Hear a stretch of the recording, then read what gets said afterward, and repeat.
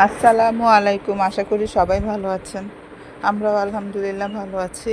তো ঈদের পরে ঈদের ছুটিতে ভাবলাম মেয়েকে নিয়ে একটু জাদুঘরে ঘুরে আসি। আমরা মূলত বাসা থেকে বের হয়েছিলাম জাদুঘরের জন্য। জাদুঘরে গিয়ে দেখি জাদুঘর বন্ধ।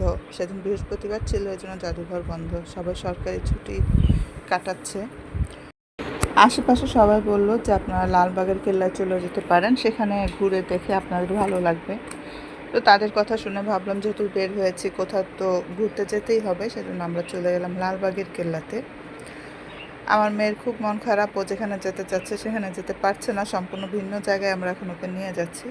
লালবাগের কেল্লায় গিয়ে আমরা প্রথমে টিকিট কাটলাম, টিকিট কেটে আমরা ভেতরে প্রবেশ করলাম। আপনারা সামনে যে বড় স্থাপনাটি দেখছেন, এটি মূলত পরীবিবির মাজার নামে পরিচিত। পরীবিবি ছিলেন শায়েস্তা খাঁর মেয়ে, তিনি বাংলার সুবেদার ছিলেন। আর এটি মূলত এই লালবাগের কেল্লার একদম পূর্ব নাম কিন্তু লালবাগের কেল্লা ছিল না, এর নাম ছিল আওরঙ্গাবাদ দুর্গ। আর এটি প্রথম তৈরি করেন বা কাজটা শুরু করেন মুঘল সম্রাট আওরঙ্গজেবের তৃতীয় পুত্র শাহজাদা মোহাম্মদ আজম শাহ 1678 সালে। পরবর্তীতে কোনো এক কারণে কাজটা বন্ধ হয়ে যায় এবং শায়েস্তা খাঁ যখন সুবেদার হিসেবে নিয়োগ পান, তিনি আবার এখানকার কাজটা শুরু করেন। তারপর ওনার মেয়ে এখানে এসে হঠাৎ করেই মৃত্যুবরণ করেন এবং মৃত্যুর কারণে সে কাজটা আবার বন্ধ করে দেন। সেটা 1684 সালে মারা যান পরীবিবি এবং পরবর্তীতে তার নামেই আসলে এই জায়গাটার নাম রাখা হয় পরীবিবির মাজার।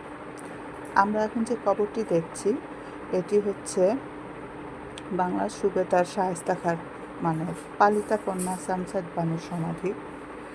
এই ভবনটি মূলত টোটাল 9টি কক্ষ আছে।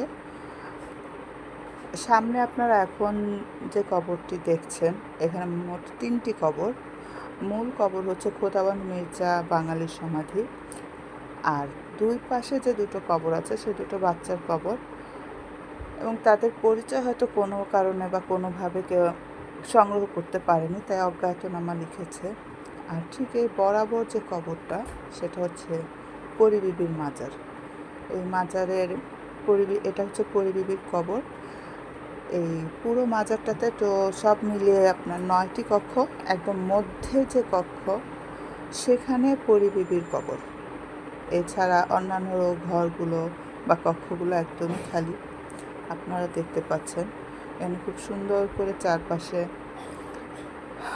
কারুকাজ করা, সবুজ এবং লতা পাতা দিয়ে, আর ফ্লোরটা টাইলস করা ছিল।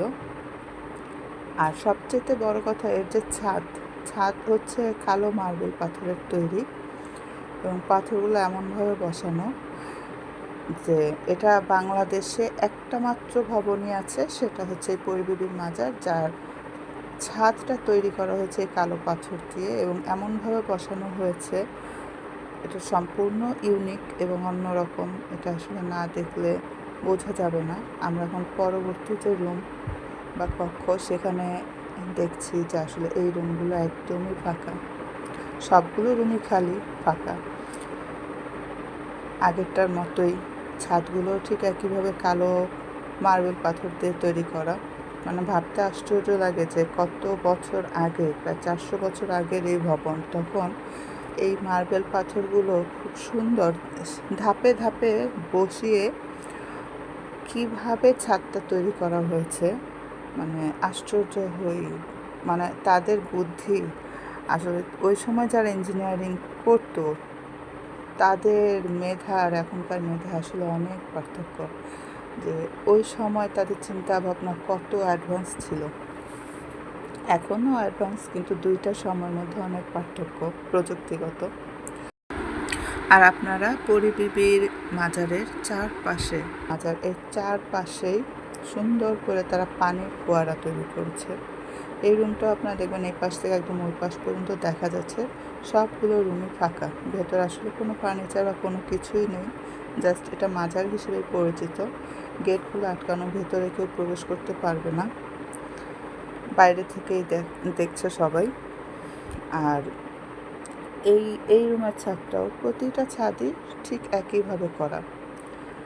আর এই ভবনের যে উপরে যে গম্বুজ, সেই গম্বুজটি পুরোপুরি তামার তৈরি। আপনারা এখানে দেখতে পাচ্ছেন এই যে ফোয়ারা, পানির ফোয়ারার ব্যবস্থা। আসলে এই ভবনটির চতুর্দিকেই এই ধরনের ফোয়ারার ব্যবস্থা করা হয়েছে। আর এর সামনে আছে মসজিদ। আপনার সামনের যেটা দেখছেন এটা মসজিদ। বিশাল বড় জায়গা নিয়ে আসলে করা। এদিকে আমার ছেলে দেখেন, অপরিচিত 2 ছেলে মেয়ে দৌড়াদৌড়ি করছে, তাদের পেছনে পেছনে ছুটে চলে গেছে। আসলে একটু অমনোযোগী হলে ছেলে মেয়ে কিন্তু হারিয়ে যাওয়ার একটা ভয় থাকে।